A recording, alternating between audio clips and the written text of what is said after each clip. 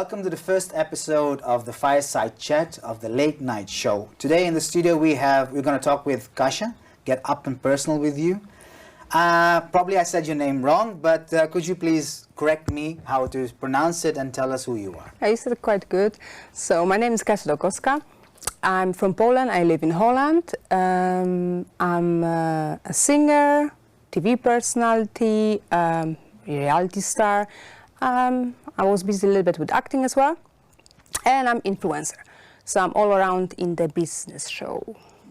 Thank you. Kasia, you said influencer. Yeah. Could you more elaborate? How are you influencing people? You see, this funny thing is I use influencer, but I actually don't like that word because I don't think it's like that we are in status to actually be influencers, right? We can only give opinion about the things, right?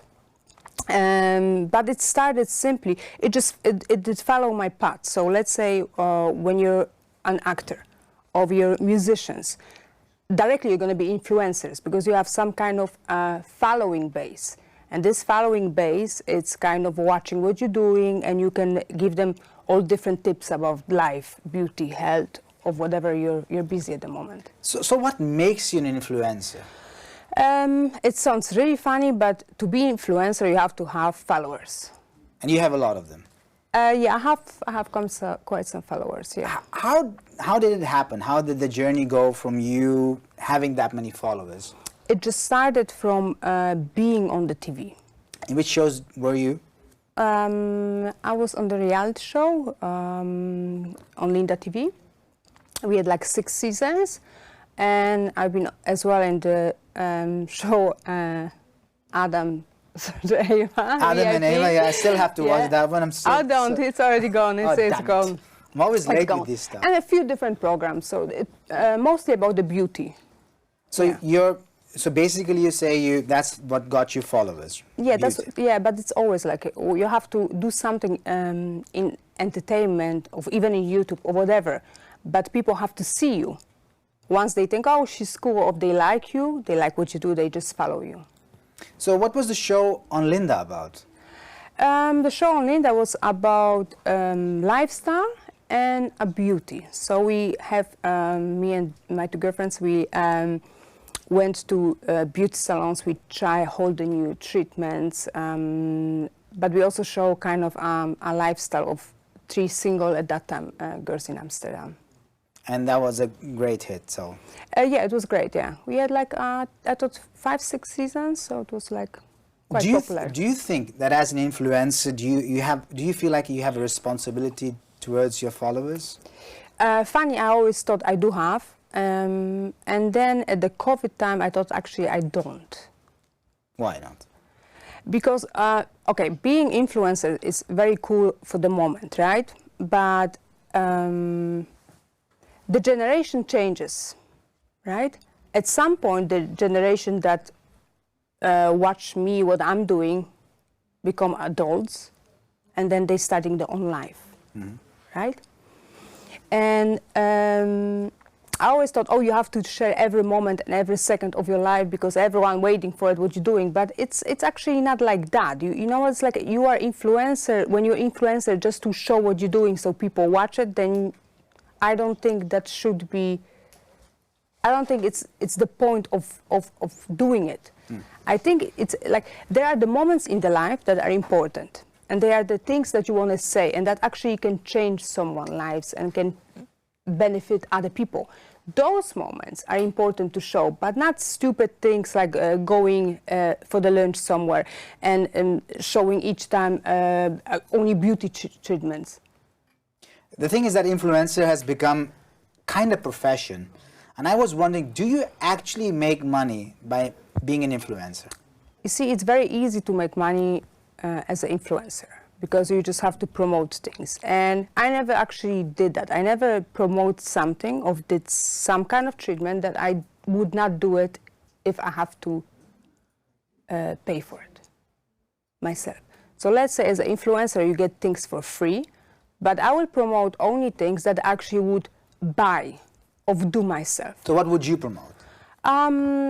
Some beauty treatments. I always did some beauty treatments, sporting. So like for example, what kind of beauty treatments would you say?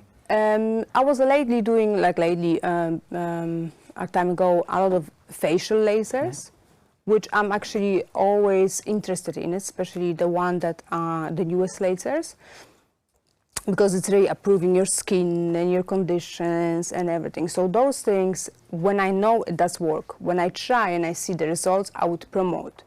Let's say when I try kind of laser and I don't see any results of any benefits, I'm not going to promote it. Right. I read an article about you. You are very open about the surgeries you've done. And do you think that that people watching you would like say that, okay, I want to have surgery as well? Do you feel like responsible for it, or you think it's not like? No, I don't really feel responsible for it, because each time I always say, like, think twice, do your research, wait. So it's not like I want to have, I don't know, larger breast, I'm going to run next week and make appointment there. No, I always said, check the info, search for the good doctor, check the info, and wait a moment. And when you feel the same way with the half year, do it. So what triggered you when you did the surgeries? What triggered you to do that? Was it something you were not happy about, or was it more that? It was not actually trigger. I was more fascinated about that. So let's say now we see more and more females like that in Europe, but back then it was mostly United States. So when I saw, as example, like J-Lo, of Beyonce, of one of those girls, I thought, okay, they look so pretty, and I started searching, like, what's the way? And then I see, of course, a lot of beauty treatments of surgeries that they have done. And the one that I thought I want to do it, I did it. But I took my time. It was never like in the heat of the moment. It was always a decision that it took me time to actually do it. Is there any surgery that you did that's your favorite one? My favorite one, I don't have so many, but I think my breast, I would say my breast augmentation, I was happy from the day number one, and it never changed. And sometimes, you know, like you have, like, you wanted something that day, and then maybe a year later, you think like, maybe it's not that good. You know, as a good example, I had my lips bigger done, but a year ago, I just removed all the filler because I wasn't happy no more. So it was very easy for me to just go and remove the fillers. But with the breast, I never had that moment that I was like, no, I don't like it. The breast was something you're comfortable. Were there any regrets except the fillers? Because fillers, okay, I heard that you didn't like it. Is there anything you did treatment-wise, surgery-wise, you think, I wish I didn't have done that? Yeah, you see, I think with my butt augmentation, maybe I went a little too big. That was something that really bothers me. But still, you know, I remember the moment when I thought about it, and I was so convinced and I was so sure to do it. So why does it bother you, if I may ask? Do you know, you get your body changes when you're older, right? And something that that you have done 10 years ago look a little bit different 10 years later, right? And you hear that very often with the tattoos. Someone set up some tattoo, and 10 years later it's like, oh my God, I hate it because it's not a trend no more. And then you go and laser it. So I always said, like, before, but now even I'm more confident about that. When you want to do something, think about it, how it's going to look with the 10 years. And do the research, like, what's the following steps? Because right now, I know I always have to sport to get the proportion of my body. So I always have to work out my legs very, very badly just to have the right proportions. So, you know what I mean? That's something that you have to think of. So you have to be mindful when you do something that, how is it going to be after 10 years? Yeah, correct. Did you ever feel prejudice because the way you look? That people had an opinion about you? Yeah, people, you know, it's the funniest part. Before I had the surgery, and before I actually hit the entertainment stage, I was doing a whole complete different kind of thing. I was running the company, I was busy with accounting, I was busy with running the whole company. So it was a whole different way of living. Actually, back then, as less you see me, as better, right? So I remember the times I wanted to have a breast augmentation back then, but I knew it's already difficult for the young female speaking English to do something like that, to run the whole corporation. So if I would stand out too much, it would work against me, end of the road. The moment when I changed for the entertainment, I could actually express myself and do whatever I wanted, right? So I could change my look and dress up on different way and even act and talk on the way I wanna. So I've been on both sides, okay? Back then, I was like very skinny, younger. I had like so much energy and I always had a like vision and I worked super hard. I've been judged because I was just a young girl. So who am I in 24 to talk to the men of female of 40 and tell them what to do? Mm-hmm. And now, just because of I changed my look, and then everyone said, oh yeah, you look like you belong to the entertainment, and they're still gonna judge me. So they judge me in both ways. Both ways. So what's worse? I don't know. Any downside of being a social media celebrity, being a celebrity itself? Do you face any things that you say, these are not that colorful? Oh yeah, it's always the people that you meet actually during your lifetime. Like you don't know who is for what. So why are the people approaching in your life? What do they want? And because of the look, and social media always shows like, okay, this person have to be like that, so you attract that kind of public, right? And the downside of it is, sometimes, as example, yeah, so I was going on a date, and I met someone through the social media, yeah? And I have a conversation, so like real conversation about life. And end of the conversation, I knew more about the life and knew more about what's happening on the world than the person I dated. And then every time, 9 times through the 10 times, I hear, oh, I didn't expect that from you. Mm-hmm. Oh, I didn't knew it. And I think like, so you thought I'm dumb, right? That's what you're saying me. It's like you're insulting me even with giving me compliment. That's how I felt. And that's very annoying. That we all know that the social media, it's a content, right?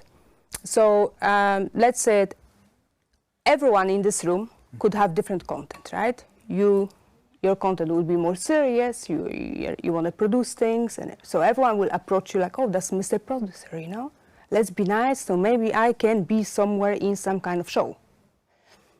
When they see me, the way I look, they think, oh, damn, yeah, she's dumb, okay, so let's have a really stupid conversation with her.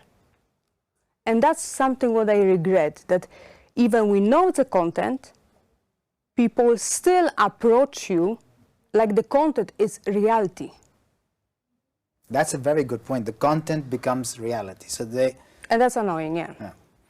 But don't you think it's also and not to attack you, but because it's very sexualized content, and usually social media, as I said, it's a one way to look at things. Is that because they don't see the real person? They don't see Kasia as I know her. They didn't have a conversation with you. They never worked with you, most of them. Mm-hmm. That it already puts you in a box. That's what I find very dangerous. It does, and that's probably the most annoying side of the social media. But on the other side, let's say when you see some pictures, when I see some picture on Instagram, I can say this: I like the picture, I don't like the picture. It is something what I would do or not. But I'm not already saying, oh, this person have to be like this, because you can't. Like, how can you show a personality at the picture? Agree. That's impossible. So it's we can judge the pictures, but not the person. Judge the pictures, but not the person. Yeah. Now, when you were growing up, let's say when you started doing your work, you were inspired by celebrities, J-Lo and everything. Nowadays, a lot of younger girls are just looking at social media. I met a lot of younger participants of mine and girls that I work with, at a very young age already starting with, like a very young age, 19, 18, already thinking about fillers, even younger, are thinking about doing plastic surgery, even having a body that is good. I mean, I'm not saying that yours was bad, but you know, even being good, still they want to do it just because they're being influenced by not only you, but many, many others that are doing around them. What do you think we can do? How can we tackle that? Because you're very confident and very smart, and you know who you are. Yeah, but most of them don't. I've been speaking on that subject already a few times, like in different kind of shows and in different programs, and as well giving the warnings like, yeah, be careful, like go to the right clinic, talk with a good doctor, talk with your friends, and then think and take your time. Just don't do it because you want to have a cool picture with a huge lips. Yeah. And you know, you have filters for it. I'm not saying use the filters, but just don't do that for that one cool picture of just one cool look that everyone have, you know. But don't you think that nowadays everything is about that perfect picture? People travel for the perfect picture. Now it's not like, oh, I went there to see that place. You actually went there to make a picture of that place. Yeah, that's. I've never seen such a self-absorbed generation. You mean that people do not enjoy the moment? No, they're going for the picture, and basically they're picturing themselves, and that's concerns me. That's a little bit what I meant at the beginning of the conversation about being influencer, and like that I see this differently. Because before I might be one of them, so I was also taking pictures at every spot, let's say it, and I was posting all the picture wherever I am, what I'm eating, what I'm doing, and then I thought like, really? Like, am I gonna be that person who's doing, you know, these things all the time, and I'm not enjoying the moment then? And in the COVID time, I took my time and I actually didn't post so much, and I was enjoying the moments and the people and creating more things, but it came from me. So I think everyone who's now on the social media and do not have that moment, that they need the moment for themselves, they will keep on posting those snaps and they forget enjoy the moment. So we all have to kind of, I don't know, grow out of it and see there's something more than just a picture. And there is more, right? Yes, there is. And I'm not saying it's not bad to post and to show and everything, but just don't forget that it should be like one picture. So make it done in 2 minutes. Yeah, then you have not one, but let's say 10. You can choose one of the 10, but do it in 2 minutes, not in the whole hour. Yeah, just not keep making pictures. Exactly. Because I think also we were talking with my crew, we had a very good conversation that it's not nowadays having a conversation with, it's very difficult because people are so much attached to their phones and the social media. Yeah. And that's something you actually generally miss, having a conversation with someone without them looking at their phone in 10 minutes. They're always like, okay, where's my phone? The phone should be there and it should be... Yeah. And they're more on, and it's very strange that we are more active on social media than ever. I'm not saying that social media is bad, but I do think it's very bad that we are so much active there than here. Yeah, but you see, it also have to be, I think you have to get to the point that you don't want. Your brother just said to me 10 minutes ago, he said like, I've been calling you on your birthday, but you didn't pick up. And I said, you know what I'm doing now? I'm just putting my phone on the side. I said, I text you back. You send me text. I said, thank you. And then you called me. Then later on, it was my birthday, and I saw like 100 messages, and I answered it, but I don't call everyone. So I just put my phone on the side. Okay, I get it.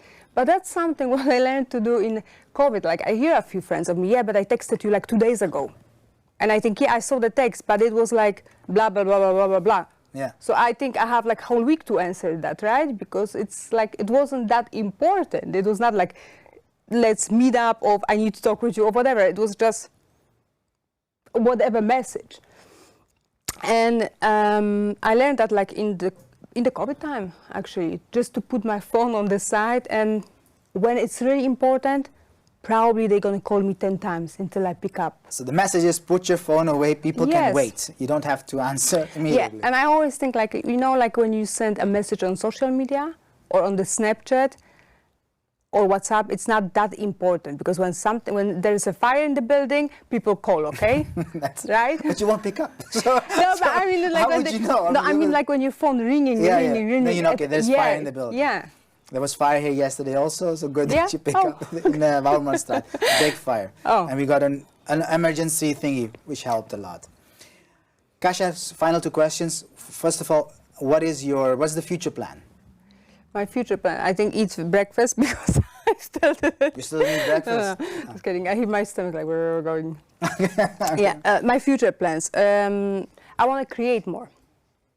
So I had like idea. I want to continue with the music, but I also want to be on the other side of the music.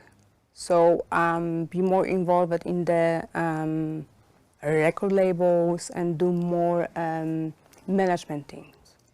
Okay. And your advice to young people that are watching this, that want to be influencer, they all want to have more followers, all want to be more beautiful, what would you advise them? Your followers and the ones that are watching. I would advise to don't lose yourself, because the moment when you think being influencer is doing everything what other people do and look like other people look, it's not being influencer, you're being a copy. To be influencer, you have to stay by your principles. So be yourself and try to create a content from your perspective, not what people want you to show.